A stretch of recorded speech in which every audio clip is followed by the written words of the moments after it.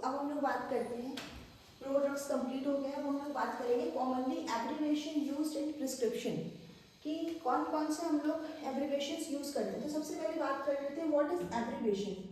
Abbreviations क्या होते हैं? तो एब्रीविएशंस क्या होते हैं? Abbreviations are the word that used for short form. हम लोग उन वर्ड्स को यूज़ करेंगे जो शॉर्ट फॉर्म में यूज़ होते हैं। जैसे अब अगर किसी को हम लोग को बोलना है कि बेड टाइम मेडिसिन देनी है, तो हम लोग बहुत लंबा नहीं लिखेंगे उसमें प्रिस्क्रिप्शन में कि ये बेड टाइम है। उसके लिए हम लोगों ने क्या किया है, एक शॉर्ट फॉर्म हम लोगों ने सोच के रखा हुआ है पहले से ही। उसका क्या होता है, शॉर्ट फॉर्म होता है किसी भी वर्ड का, जिसको हम लोग क्या नाम देते हैं, एब्रीविएशन नाम देते हैं। तो एब्रीविएशन क्या होता है? Abbreviation are the short form of the drug. Clear? तो ड्रग या किसी भी चीज़ का शॉर्ट फॉर्म को हम लोग क्या बोलेंगे, एब्रीविएशंस बोलेंगे। अब ये क्यों यूज़ किया जाता है प्रिस्क्रिप्शन में? तो इसलिए यूज़ किया जाता है ताकि जो वर्क हो वो क्या हो पाए, ईजी हो जाए, थोड़ा सा शॉर्ट में हो जाए, क्योंकि डॉक्टर्स के पास या फिर फार्मासिस्ट के पास इतना टाइम नहीं रहता है कि वो इतना लंबा लिखें या फिर इतना लंबा पढ़ें। तो वो समझ जाते हैं कि ये सारी चीज़ें हैं, फिर वो पेशेंट को उस तरह से समझा देते हैं। तो हम लोग का नर्सिंग प्रोफेशन में इसलिए इसका काम है लिखने समझने का प्रोडक्ट्स का, क्योंकि हम लोग एब्रीविएशन का इसलिए हम लोग का काम है समझने का, क्योंकि हम लोग को भी पेशेंट को दवाइयाँ देनी होती है, मेडिकेशन का ही हमारा काम होता है। So as a nurse we have to medicate the patient. तो उसमें डॉक्टर्स का प्रिस्क्रिप्शन लिखा होता है कि जैसे मान लीजिए आपका मेट्रोनिडाजोल है, मेट्रोनिडाजोल है, ये क्या लिखा है डॉक्टर ने, TDS देनी है। तो अगर हम लोग ये नहीं समझ पाएंगे कि ये TDS देनी है, तो हम लोग ये कभी भी लगा सकते हैं। लेकिन अगर उसमें लिखा है TDS और आपको एब्रीविएशंस पता है क्या होते हैं, तो आप उसे दिन में 3 ही बार देंगे। इसीलिए ये ज़रूरी है, हमारा एज अ नर्स समझना इसको बहुत ज़रूरी है। तो इसीलिए हम लोग एब्रीविएशंस नर्सिंग में भी पढ़ते हैं। तो हम लोग बात कर लेते हैं क्या क्या एब्रीविएशंस होते हैं, उनकी बात कर लेते हैं।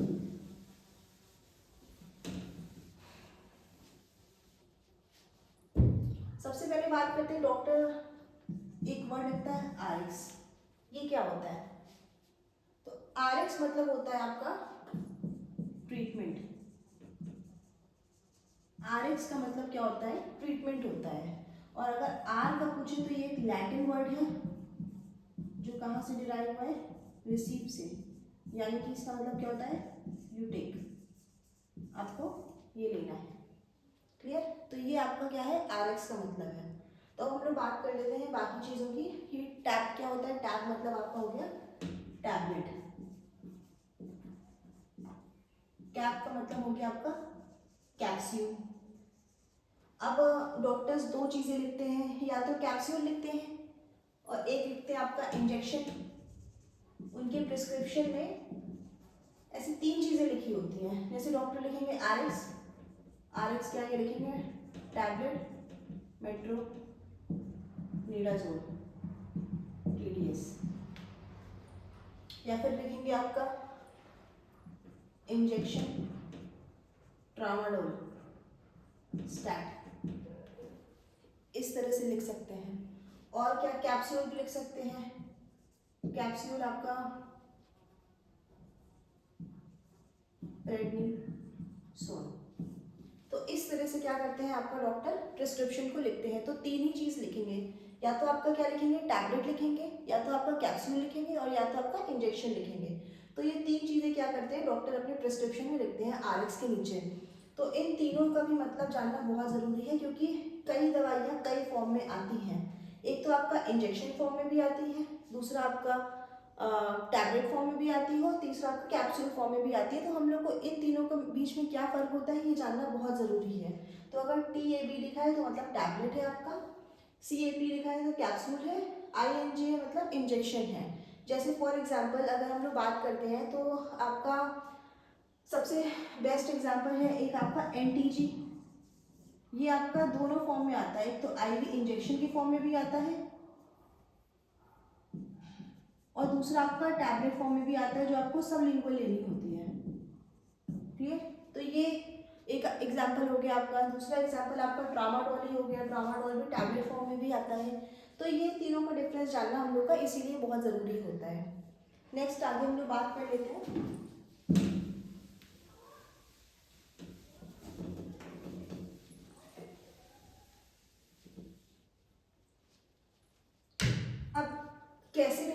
इंजेक्शन, अब ये तो पता चल गया प्रिस्क्रिप्शन में लिखा हुआ था हमारा RX यानी कि ट्रीटमेंट है, क्या देना है आपको, टैबलेट देना है, ये पता चल गया। अब मान लीजिए टैबलेट ना देके आपको क्या देना है, टैबलेट देना है, तो टैबलेट में भी रूट्स होते हैं, रूट्स हम लोग अभी आज ही पढ़ेंगे, आगे रूट्स पढ़ेंगे, इसमें भी रूट्स होते हैं। एक तो आपका ओरल हो गया, अब इसी में आपको क्या देंगे, सबलिंगुअल भी देंगे इसी को। अब इंजेक्शन हो गए, तो इंजेक्शन कैसे देंगे आपका, अब मान लीजिए इंजेक्शन है आपका, तो कई इंजेक्शन होते हैं, जैसे आपका सबसे फॉर एग्जांपल आपका ADR आ गया, तो ये ADR यानी कि एड्रेनलिन, ये आपका IV भी दिया जाता है और IM भी दिया जाता है। तो कैसे देना है, डॉक्टर ने क्या प्रिस्क्राइब किया है, तो ये आपको जानना जरूरी रहेगा इसी एब्रिविएशंस के थ्रू कि आपका प्रिस्क्रिप्शन IV है या IM है। तो अब ये जान लेते हैं, IM यानी कि हो गया आपका इंट्रा मस्कुलर, IV यानी क्या हो गया आपका इंट्रावेनस। ये कॉमन है, बाकी इंट्रोऑशियस वगैरह सब लगते हैं, ये कॉमन जो हॉस्पिटल में यूज होते हैं वो हम लोग बता रहे हैं अभी आपको। फिर ये आपका हो गया सबक्यूटेनियस,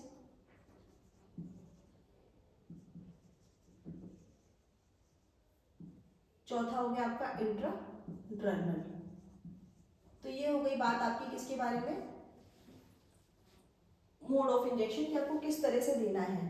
तो अब आपका ADR हो गया, इतना देना है आपको। अब नेक्स्ट बात कर लेते हैं हम लोग, कितने टाइम देना है, कैसे कैसे देना है। अब इसकी भी डॉक्टर क्या करता है, आगे लिखता है। तो जैसे आपका लिखा हुआ है, अगर डॉक्टर ने लिखा है, आपका डॉक्टर ने लिखा है रेनिटिडीन फॉर एग्जाम्पल, एक एग्जाम्पल है रेनिटिडीन, तो इसके आगे क्या लिखता है डॉक्टर, ये टैबलेट लिखा OD, तो यानी कि आपको क्या है वंस इन अ डे, आपको रेनिटिडीन कितना देना है, सिर्फ दिन में एक ही बार देनी है।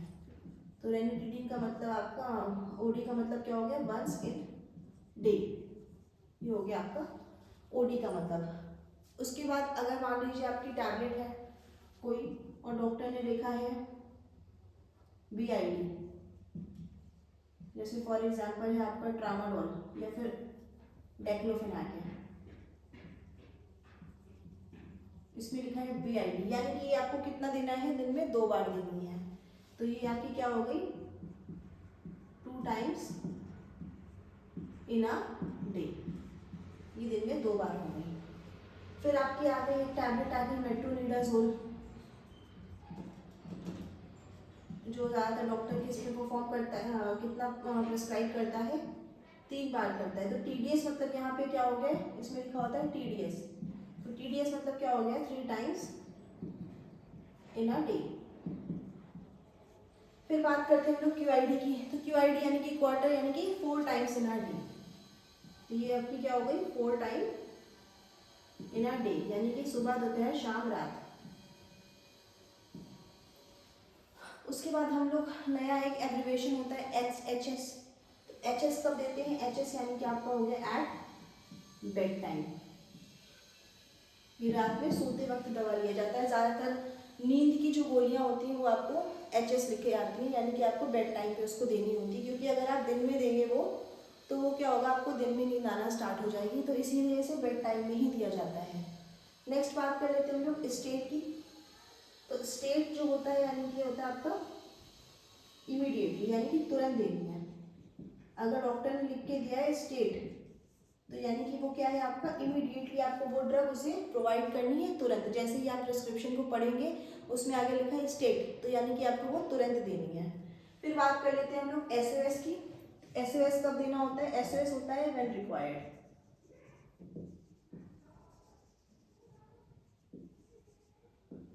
ये आपको इमरजेंसी की सिचुएशन में भी देनी होती है। स्टेट आपको इमरजेंसी की सिचुएशन में देनी होती है, क्योंकि वो इमीडिएटली लिख के आता है, इसका मतलब वो आपको तुरंत देना होगा। क्लियर। अब इसके बाद बात कर लेते हैं हम लोग SOS की, तो SOS कब देना होता है, SOS यानी कि होता है जब आपको ज़रूरत हो तब देना होगा, यानी कि ज़्यादातर दर्द वगैरह की दवाइयाँ हो गई या फिर उल्टी की दवाई हो गई, जब ज़रूरत पड़ती है तभी लगाया जाता है। तो SOS यानी कि हो गया व्हेन रिक्वायर्ड। उसके बाद AD हो गया आपका, AD मतलब हो गया dinner time, after dinner, AD मतलब हो गया आपका आफ्टर डिनर, यानी कि दवाई जो डिनर के बाद आपको देनी होगी, रात के खाने के बाद जो दवाई देनी होगी उसे हम लोग AD के फॉर्म में लिखेंगे। फिर आपका आ गया PC, यानी कि आफ्टर मील, जिसमें आपको PC लिखा आएगा वो आपको हमेशा आफ्टर मील ही देना है, यानी कि खाना खाने के बाद ही वो दवाई देनी है। ज़्यादातर वो दवाइयाँ ही दी जाती हैं ऐसे आफ्टर मील, PC उसमें लिखा होता है, जो कि क्या करती हैं, अगर आप उसे खाली पेट देंगे तो वो आपके गैस पैदा कर देगी और आपको प्रॉब्लम होगी उससे, और बहुत ज़्यादा एसिडिटी होगी, इसीलिए वो क्या करते हैं, आपको आफ्टर मील ही प्रिस्क्राइब करते हैं। फिर आपका आ गया AC, यानी कि हो गया बिफोर मील, बिफोर मील। अब इसमें क्या होता है, बिफोर मील यानी कि कुछ भी खाने से पहले या नाश्ता करने से पहले वो ड्रग्स आपको दी जाती हैं, ताकि आपको क्या हो, उसमें कोई भी एसिडिटी ना बने। तो ये इसीलिए आपको ड्रग्स क्या दी जाती है, बिफोर मील दी जाती है। जैसे फॉर एग्जांपल आपका हो गया पेंटॉप, एग्जांपल आपका क्या हो गया, पेंटॉप हो गया, ये बिफोर मील दी जाती है ताकि आपको क्या हो, आगे आप जो भी दवाइयाँ खाएं उससे आपको गैस ना बने और एसिडिटी ना बने, इसीलिए ये दवाइयाँ दी जाती हैं। फिर आ गया आपका BBF, यानी कि बिफोर ब्रेकफास्ट, ये सुबह के नाश्ते से भी पहले दवाइयाँ दी जाती हैं। फिर आपके आ गया RPT, यानी कि रिपीट, वो दवाइयाँ जो रिपीट करनी होंगी, और नॉन RPT का मतलब नॉन रिपीट, इनको आपको रिपीट नहीं करना, एक बार देके खत्म बस। REPT इसलिए लिखा जाता है, जैसे किसी का कंटिन्यू ट्रीटमेंट चल रहा होता है तो उस पर वो दवाइयाँ क्या करी जाती है, REPT लिख दिया जाता है, यानी कि यही दवाइयाँ क्या होंगी आपकी इसी फॉर्म में रिपीट हो जाएंगी, वापस वही दवाइयाँ ना लिखने के बजाय आपको क्या करते हैं, REPT लिख देते हैं, यानी कि वो ट्रीटमेंट आपका कंटिन्यू रहेगा। तो एब्रिवेशन का आपका एडवांटेज क्या है, एब्रिवेशन का आपका एडवांटेज यही है कि ये आपका टाइम बचाता है और ईजिली आप इसे एज अ प्रोफेशनल पढ़ सकते हैं, और इसका डिसएडवांटेज ये है कि ये जनरल इंसान जल्दी नहीं समझ पाता है। सो थैंक यू क्लास, हमारे क्लास के साथ साथ बने रहिएगा और चैनल को प्लीज़ लाइक करिएगा, सब्सक्राइब करिएगा, शेयर करिएगा, और अगर क्लास पसंद आती तो कमेंट करके ज़रूर बताइएगा कि आपको क्लास कैसी लगी। आगे हम लोग कल पढ़ेंगे routes of administration of drug, और इसके बाद हम लोग अपनी पूरी ड्रग्स को कंटिन्यू करेंगे। So thank you so much.